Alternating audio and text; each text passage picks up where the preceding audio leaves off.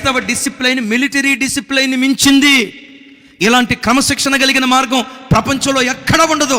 అయితే ఇంత క్రమశిక్షణ కలిగిన మార్గం ఎవరి వలన పాడైందో తెలుసా? నీ వల్లే సగం పాడైపోయింది, మన వల్లే సగం పాడైపోయింది. మీరు ఎట్టా చూస్తున్నారంటే నా వల్ల ఎట్టా పాడైపోయింది అన్న, ఎట్ట పాడైపోయింది ఒకసారి చెప్పండి అని అంటారా? 9ంటికి ఆదివారపు ఆరాధన, 9ంటికి ఆదివారపు ఆరాధన ఏమంటే 9ంటికి ఆరాధన అయితే మీరు ఆరాధనకి వెళ్ళేది ఎన్నింటికి? 11ంటికి. చూడు ఎంత ధైర్యంగా చెప్తున్నారు. అస్సలు భయం ఉందా మీకు?